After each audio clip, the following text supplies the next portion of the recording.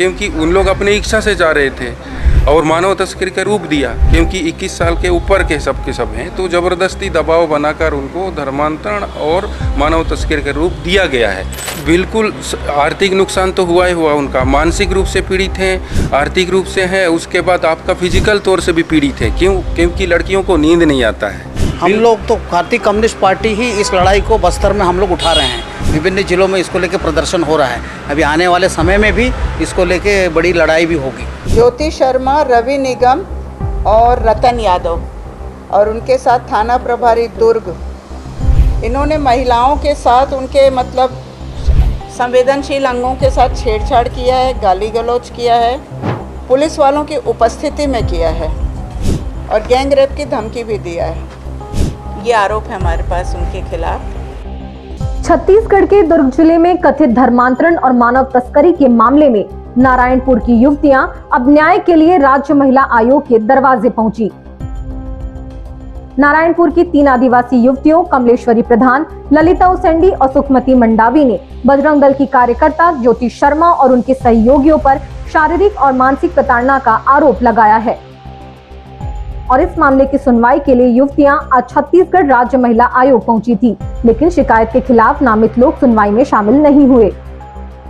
युवतियों का आरोप है कि 25 जुलाई को दुर्ग रेलवे स्टेशन पर उनके साथ बदसलूकी की गई, जिसमें संवेदनशील अंगों के साथ छेड़छाड़, गाली गलौज और गैंग रेप की धमकी शामिल थी। यह सब कथित तौर पर पुलिस की मौजूदगी में हुआ। क्या कहा राज्य महिला आयोग अध्यक्ष डॉक्टर किरणमयी नायक ने, आप भी सुनिए। देखिए, मेरे पास जो जानकारी है उसके हिसाब से आवेदिकाएं आ चुकी हैं। अनावेदक गणों ने आने से इनकार किया है, तो हमारी जो प्रक्रिया है उसके तहत हम थाना के माध्यम से उनको अगली सुनवाई की सूचना देंगे। इन्होंने महिलाओं के साथ उनके मतलब संवेदनशील अंगों के साथ छेड़छाड़ किया है, गाली गलौज किया है और पुलिस वालों की उपस्थिति में किया है और गैंग रेप की धमकी भी दिया है। ये आरोप है हमारे पास उनके खिलाफ। ज्योति शर्मा, रवि निगम और रतन यादव और उनके साथ थाना प्रभारी दुर्ग। ये पूरा विवाद 25 जुलाई 2025 को शुरू हुआ, जब दुर्ग रेलवे स्टेशन पर बजरंग दल के कार्यकर्ता की शिकायत पर जीआरपी पुलिस ने केरल की 2 नन, प्रीति मैरी और वंदना फ्रांसिस और नारायणपुर के एक युवक सुखमन मंडावी को गिरफ्तार किया था। उन पर नारायणपुर की 3 आदिवासी युवतियों को बहला फुसलाकर आगरा ले जाने और जबरन धर्मांतरण का आरोप लगाया था, जबकि तीनों युवतियों ने पहले भी नारायणपुर पुलिस अधीक्षक कार्यालय में बजरंग दल के कार्यकर्ताओं के खिलाफ शिकायत दर्ज की थी। उन्होंने दावा किया कि वह अपनी मर्जी से नन के साथ आगरा जा रही थी, जहां उन्हें एक ईसाई मिशन अस्पताल में नौकरी का अवसर मिला था। युवतियों ने कहा कि वे पहले से ही ईसाई धर्म का पालन करती हैं और धर्मांतरण का कोई सवाल ही नहीं था। उनके अनुसार बजरंग दल कार्यकर्ताओं ने उन्हें दुर्ग रेलवे स्टेशन पर रोका और मारपीट की और अपमानजनक टिप्पणियां की।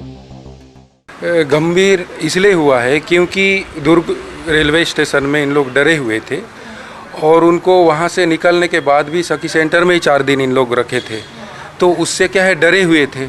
और कुछ लोगों का कहना है कि 8 दिन बाद आपने क्यों रिपोर्ट लिखवाया, तो उसका कारण वही है। और वहाँ पर जब पुलिस के मौजूदगी में पुलिस को बाहर निकाल के उनको अंदर थप्पड़ मारते हैं, फिर उसके बाद कैमरा को दूसरे साइड घुमाते हैं, तो जिसका कारण ये गंभीर रूप ले रहा है।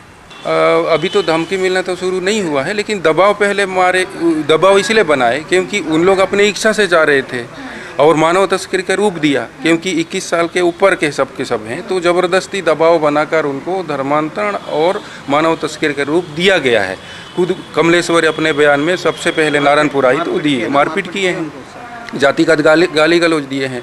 जब उनको बेटी बेटी बोलती है, बेटी बेटी बोलने के बाद फिर रूम में दरवाजा बंद करके पीटती है, वो कहाँ से फिर बेटी वाला बात होता है। ज्योति शर्मा ने, हाँ, उनके सहयोगी साथियों ने भी पीटा है। सुनवाई के दौरान युवतियों के परिजनों ने बताया कि उनकी बेटियां उस दिन से डरी हुई थी और इस घटना ने उन्हें गहरे सदमे में डाल दिया है। परिजनों ने मांग की है कि ज्योति शर्मा और उनके सहयोगियों के खिलाफ सख्त कार्रवाई हो और एफआईआर दर्ज की जाए ताकि भविष्य में ऐसी घटनाएं न हो।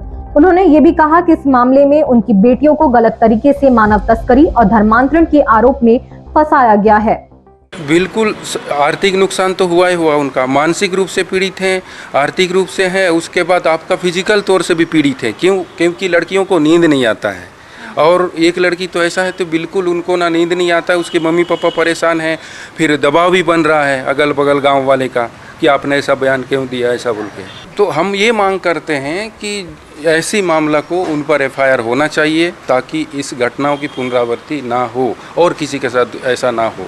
हम जैसे बोल रहे हैं वैसे ही लिखवाए वो लोग और साइन करवाए, दबाव डाल के, डरा धमका के साइन करवाए वो लोग। हम लोग तो भारतीय कम्युनिस्ट पार्टी ही इस लड़ाई को बस्तर में हम लोग उठा रहे हैं।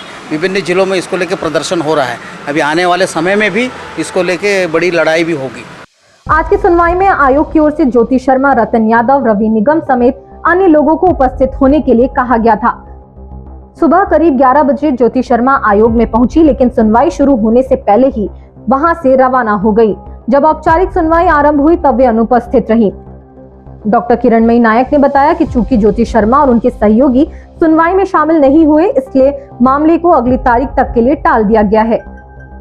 आयोग ने दुर्ग के पुलिस अधीक्षक से पूरे मामले की जानकारी मांगी है और जीआरपी थाना प्रभारी को अगली सुनवाई में बुलाने का फैसला किया है। इसके अलावा घटना के दिन की सुबह से रात तक सीसीटीवी फुटेज की मांग की गई है, ताकि मामले की सच्चाई का पता लगाया जा सके। अगली सुनवाई की तारीख 15 से 20 दिनों के बाद तय होने की संभावना है। आयोग ने स्पष्ट किया कि दोनों पक्षों की बात सुनने के बाद ही उचित कार्रवाई की जाएगी।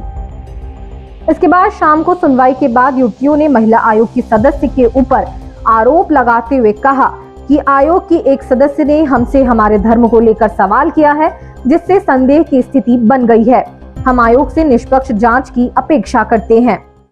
मंडावी है, हम दुर्ग में जो हमारे साथ दुर्घटना हुई उसको लेकर हम रायपुर महिला आयोग में गए थे। उसके बाद वहाँ हमारे से पूछताछ हुई कि दीपिका सॉरी पूछी कि तुम लोग चर्च जाते हो कि नहीं बोलते, तो हम लोग बोले हाँ हम लोग जाते हैं बोले। फिर पूछी कि तुम मंदिर जाते हो कि नहीं, हाँ हम मंदिर जाते हैं। वो पूछी कि तुम हिंदू धर्म को मानते हुए तुम लोग चर्च क्यों जाते हो बोली। उसके बाद फिर बोलती है मस्जिद क्यों नहीं गए आप लोग, ऐसा बोलती है। हमको ये वर्ड अच्छा नहीं लगा, इसलिए हम निष्पक्ष जांच करने की मांग करते हैं। अब देखना होगा कि यह मामला किस दिशा में जाता है। क्या वाकई निर्दोष लोगों को न्याय मिल पाएगा और आयोग निष्पक्ष फैसला सुना पाएगा।